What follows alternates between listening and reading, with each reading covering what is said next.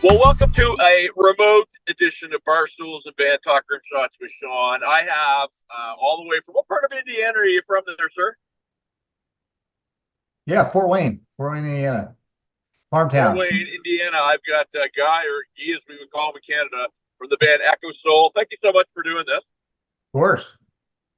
So, I got your presser, and you know, progressive metal, I guess, is how to describe it. How would you guys describe yourselves in terms of what you do and what you're rolling out? I would say we're probably towards, yeah, more of the progressive side. I'd say hybrid metal because I think we're kind of like in the middle of power metal, progressive metal. And we like the melodies, the chorus structures of power metal, but I like a lot of time changes, a lot of riff changes, a lot of variety. So that's where it gets progressive. So, in terms of influences, what if my listeners were going to go and try to find you guys, what would they expect to hear in terms of influences and like sounds? Obviously, you don't want to copy anybody, but just to draw a Yeah. little bit of a parallel. Yeah, I think we're a little bit different. Some of the stuff out there, there again, we get compared to people like, I guess Judas Priest Painkiller era. If you want to go back old days, some Maiden influences there. When it come new days, I'd say Nevermore. Maybe Diviner is another band that's out there. Maybe have a similar style, I would say. There's a few out there. Yeah, yeah. Early Halloween, but with a new spin. But like I said, again, on the progressive side, but some of those influences definitely stand out. Here's what I absolutely love about that answer is that anytime. So when I was growing up, if you could play Maiden, you're considered a god because very few people could play it, right? And even to this day, they're still at the top of their game. But when you say that to me, I'm immediately going like those are bands that have chops that know how to play. That Yeah, you yeah, just don't sit down and jam them. So you guys have to be putting an awful lot into your package when you're doing it. sure. Oh, definitely. Yeah. Yeah. Well, to me, I like riffing more than anything. So if I'm building a song structure, I'm probably building probably 20, 25 riffs just for that single song. And I'm eliminating ones that don't work, what makes the feel. And then I create the structure of the song. Then just go down the line. Automatically, I have lyrics in my head. They're already working for that song creation. So I'm picturing the end result before I even get to the middle of it and send it on to the singer and then kind of start doing the layers. But I'm thinking melody very, very early on, very early on. Something that has to draw you, which is where most of the big bands out there really kind of relate to people, is something that makes it memorable. Try to make every song somewhat memorable. And my humble 2 cents. I mean, I grew up, I like Maiden, I like Priest, I like, all Right. those guys. The art of the songwriting in that vein is really not what it used to be. I mean, and you would hear that material and you would instantly know who it was, and Yep. it wouldn't be a situation you would never go, oh, it sounds the same because it never did. I mean, a lot of the same themes and what have you, but Yeah, um, a lot of time and effort went into those songs, for and sure. in terms of you guys and what you do, Mhm. have you been putting out full albums? Have you been doing singles? What has been your, I guess, program in terms of getting your songs out to the masses? Well, as far as the first album goes, it started just as a collaboration project more than anything. It's just for the love of music. I wanted to put some original stuff out there. Some songs I was holding on to, then a bunch of new songs popping in the head. And originally, Tim Ripper Owens was going to be the full-time singer at the beginning to do the first album. He had a tour coming up with the Dio Disciples, and he was only able to do 3 songs, and we kept 2 songs. So the collaboration ended up being I needed another singer basically to do the full album. I reached out and got Rob Lundgren, which he's in Sweden, and his vocals ended up fitting perfectly for the band. So then I was just looking for joint musicians really to fill out the whole thing. I was doing all the guitars, building all the songs, creating all the structure, doing all the lyrics. I was just looking for studio musicians more than anything, collaborating. And then as we got a little farther on, it started to take hold. Once we got the first album out, then listeners started grabbing, did really good in Germany, out of the States. Didn't do any press, didn't advertise at all, just put it out there. And I'm like, okay, they want us to play. They want us to do cruises and do this and that. I'm like, then COVID hits. So I was like, okay, I better put a band together if we're going to go do these things. And when COVID hit, I just shifted back to the studio again and decided, you know what, I'll just keep writing more material. I'll continue with what I'm doing, even if the musicians change. it doesn't matter. I'll continue the structure. However, Rob followed into the second album. I think he's going to be probably for the long haul. Anything I do Echosoul, Rob is going to be part of it. I think that distinct sound between my guitars and Rob's voice is really what makes up Echosoul, I think.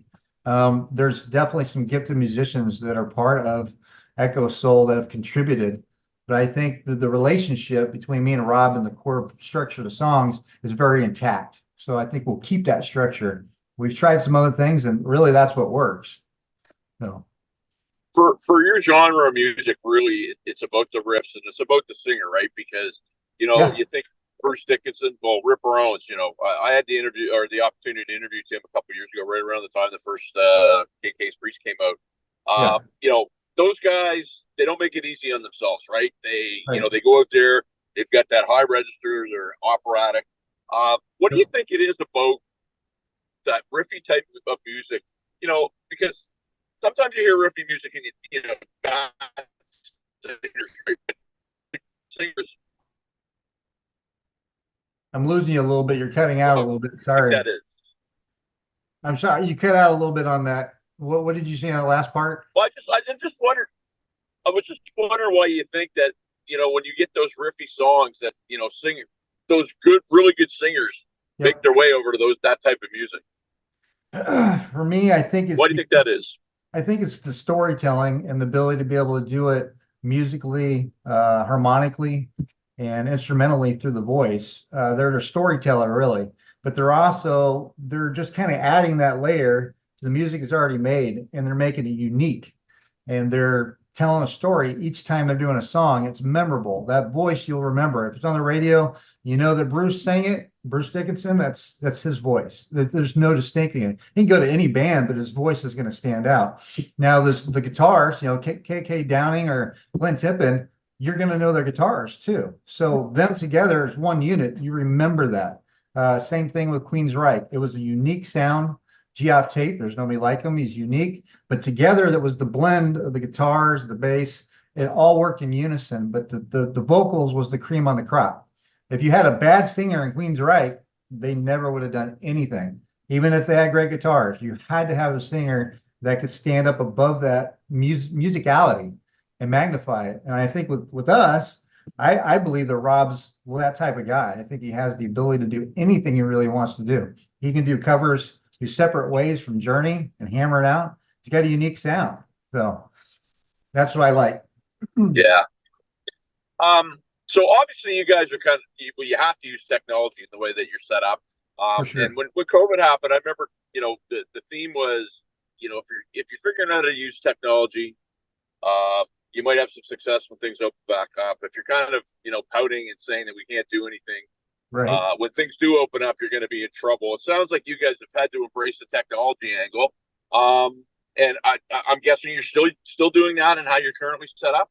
Yeah, exactly. I mean, doing it honestly in your own studio and sending a track out to be done, it's probably the easiest thing to do. So sitting in a studio, you're not taking up time. You're doing it on your own time, your own dime, and you're sending out the track. And in the comfort of their own home, Rob can go to his own studio, do his own thing, and it's a luxury. Honestly, I don't think it's a hindrance. Now, a lot of bands they love to go in the studio together. That's where magic happens. Certain bands do that.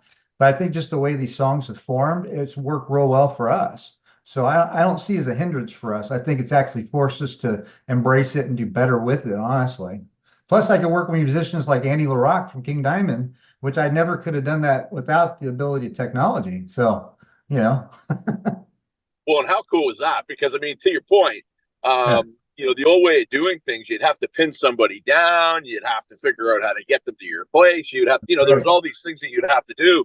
Gotta Now it's show just up. as simple as, hey, you send them the track Right. and they record it wherever, and not to get too Yeah. technical, but I'm a drummer and I do a lot of drum tracks, and I send them the stems. Yep. And it's really amazing now in this day and age what you can do to put a record together. Oh, for sure, for sure. I would say that I think it gives us the ability to see projects that wouldn't happen before can happen now. You see like these joint groups or super groups you're starting to see. A lot of them can work together if they got their own schedules, two different bands or whatever. You can see them join together and work together, whereas it couldn't have happened before because they're on two different sides of the planet with this type of technology. So I see it as a good thing. Now the bad part is you're also getting a disconnect. You're not touring. You're not doing all that. I get that. I'm okay with that. I'm okay with that. As long as we're making good music, I think that's all that matters. If it's something that I would go buy, it's worth making. So whether it makes a lot or not, I don't know. That's a good point, though, Guy, because a lot of people, I think they think, okay, well, we got to put it out, we got to tour, we got to. They have this supposed theory of the way things are supposed to go, Right. and really, the successful musician these days is diversified, right? They're doing all kinds of different things. They're not just focusing on touring or recording or whatever. Yeah. I interviewed a guy that's making thousands of dollars off writing songs for Minecraft video games. Yeah. So that's a good point that you bring up. Do you have any plans to try to get this out on the road and do it, or are you just happy with the way that things are going right now? Honestly, we've had a few invites. And like I said, we had opportunity to do like a rock cruise, which was like a weekend thing. We had an opportunity to go to a festival in Germany right as COVID closed. We still got invites. They'll probably come back around again. They're out there, just a matter of whether we wanted to. The idea, though, is will I have all the instruments in place? Will I have the band members available during the time I need to do it? And really, honestly, I'm happy with my life. All the kids are out of the house. Me and Mama are living our best life right now. So touring, really, I don't need I don't need the accolades of what would have been like 20s and 30s. I would have loved to do, but now I'm just the simplicity of making great music. Maybe a couple shows here and there. If like Ripper or somebody comes through town in my area, which he lives near us, I may tack on a bill and do like a sideshow with them or something, or share, that day, or be an undercard or something like that. I have no problem with that. So, I don't need the accolades. No. Well, you're in a good spot, my friend. My viewers, and I mean, I'm very, very blessed that I have people that from all over the world that watch this stupid little COVID started podcast thing. But my viewers, my listeners, where are they going to find out more about you guys and how they get their hands on your music? Well, we're everywhere. Pretty much our website's melodyofmetal.com. Made it real simple for a stop. We're on Bandcamp, echosoulmusic.bandcamp.com, Spotify, iTunes, all the major digital distributions. When the album comes out, No Dust Records will sell them from Germany. We also have a U.S. location out here. So we got all the links attached to all the different social stops. So we're everywhere, really. We're not hard to find. There's another Echosoul that exists that has nothing to do with metal music that popped up after we made this name. So don't go to them. Make sure you look at the logo. Go to the good guys. Guy, I want to thank you so much for doing this, my friend. We had a little bit of a hiccup getting started, but we had a good conversation. Okay. So I look forward to staying in touch with you and seeing how and what you guys are up to. So all the best, my friend. Yeah, I appreciate it very much.